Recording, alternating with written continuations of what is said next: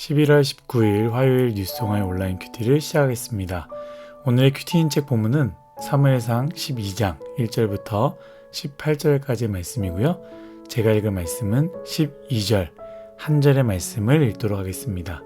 너희가 암몬 자손의 왕 나하스가 너희를 치러 옴을 보고 너희의 하나님 여호와께서는 너희의 왕이 되심에도 불구하고 너희가 내게 이르기를 아니라 우리를 다스릴 왕이 있어야 하겠다 하였도다.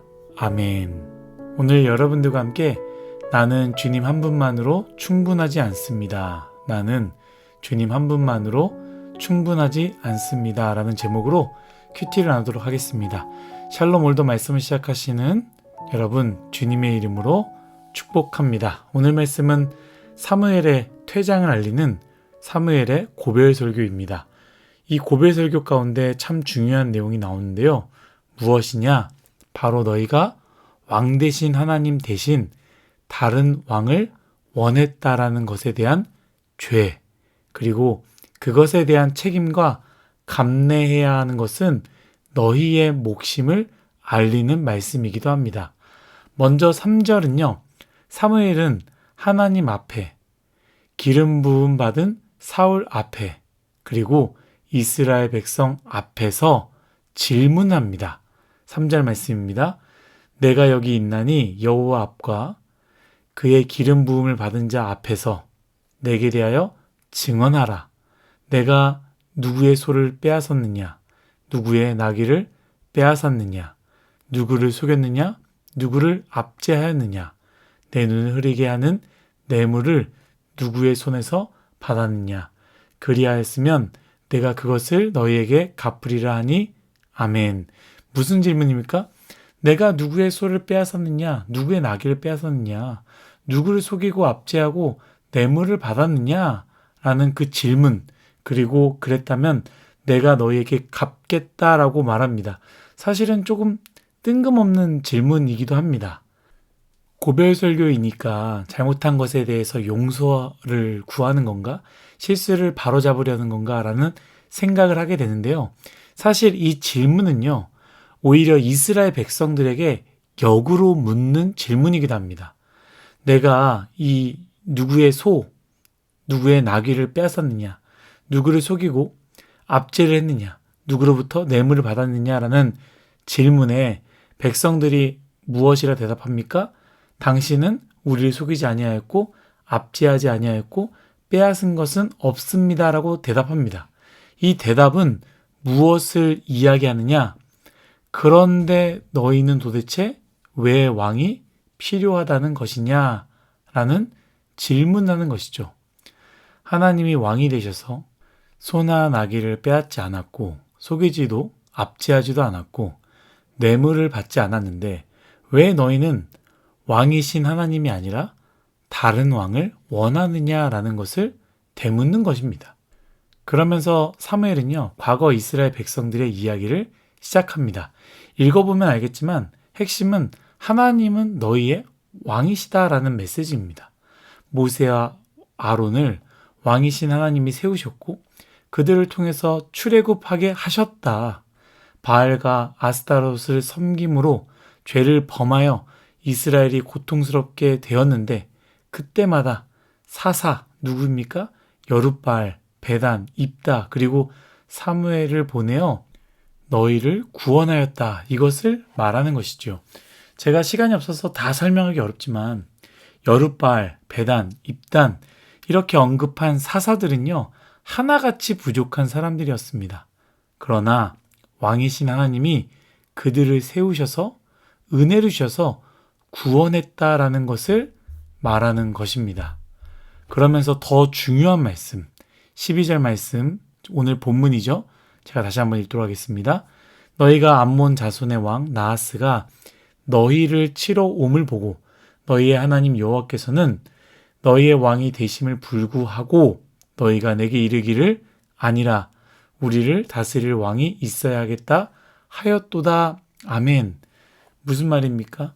하나님이 왕이 되셔서 모세와 아론을 통해서 출애굽하셨고 하나님 왕이 되셔서 부족하지만 사사들을 통하여 너희들을 구원하였고, 심지어 바로 직전, 어제 월요일 큐티 내용이죠.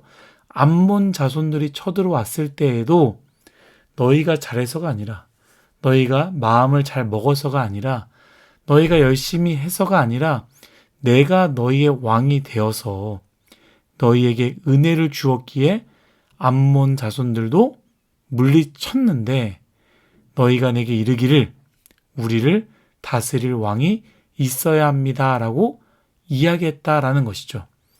저는 이 말씀을 묵상하면서 하나님의 슬픔을 보게 됩니다. 왜냐하면 무엇을 말합니까? 하나님이 충분하지 않다는 것 아니겠습니까? 여러분들은 그런 경험을 해봤는지 모르겠습니다. 지금은 철들어서 다들 그런 생각을 하지 않을 거예요. 부모님을 생각하면, 혹은 사랑하는 사람들을 생각해보면 사실 나라는 존재를 위해서 얼마나 사랑하시고 희생하시고 고생하시고 수고하셨는지 잘 압니다. 그런데 어린 나이 때, 청소년 때 자신의 형편과 어려움을 보면서, 혹은 남들의 잘됨과 누림을 보면서, 왜 우리 엄마 아빠는, 왜 내가 사랑하는 사람은 이러지 않고 저러지 않을까, 나에게 이렇게 주지 않을까라는 생각을 하는 것이죠. 더 나아가 부모님 마음에, 사랑하는 사람 마음에 못을 박는 이야기도 합니다. 엄마 아빠가, 혹은 당신이 나에게 해준 게 뭐가 있어? 라고 말하는 것이죠.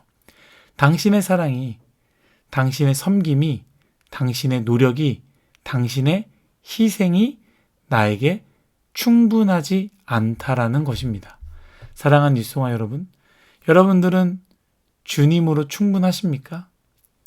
주님 한 분으로 정말 충분하십니까? 사실 우리는요, 입으로 말씀을 나눌 때는요, 참 멋있게 이야기합니다. 특히 교회 공동체, 공적 모임에서는 주님으로 충분합니다 라고 고백합니다. 주님 잘 믿읍시다. 잘 믿을 거예요. 여러분 잘 믿으세요. 이렇게 이야기하는 거 아니겠습니까? 주님 한 분으로 만족합니다 라고 어필하지요. 그렇게 간증도 하고 눈물도 흘립니다.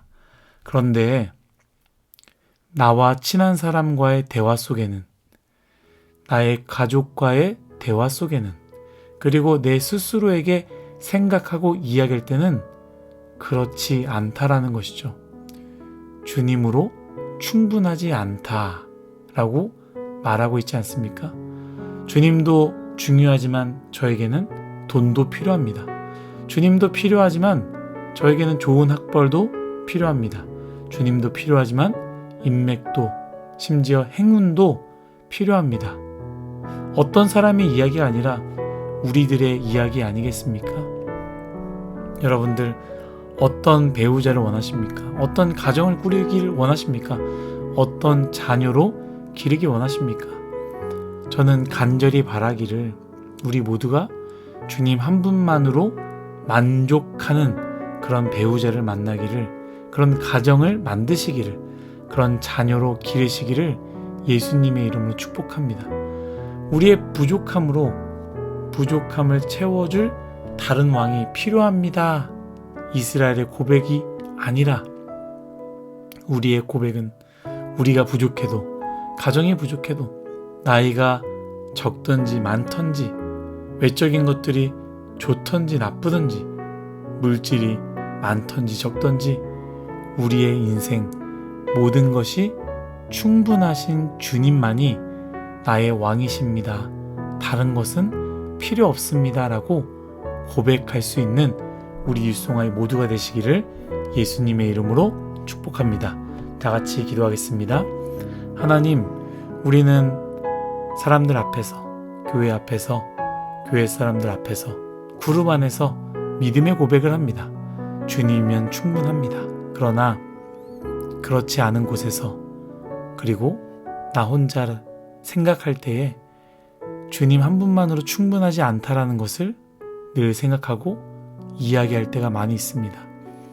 나의 상황과 나의 처지를 보면서 주님만이 아니라 다른 것이 왕으로 필요하고, 물질이, 나를 안전하게 채워줄 어떤 사람이, 그런 왕으로 나에게 오시기를 간절히 바라는 것이 나의 마음입니다. 주님, 우리의 마음을 바꿔주시고 주님 한 분만으로 충분합니다. 주님이 오직 나의 왕이 되십니다라고 고백할 수 있는 우리 모두가 되게 하여 주옵소서. 감사하며 예수님의 이름으로 기도드렸습니다. 아멘.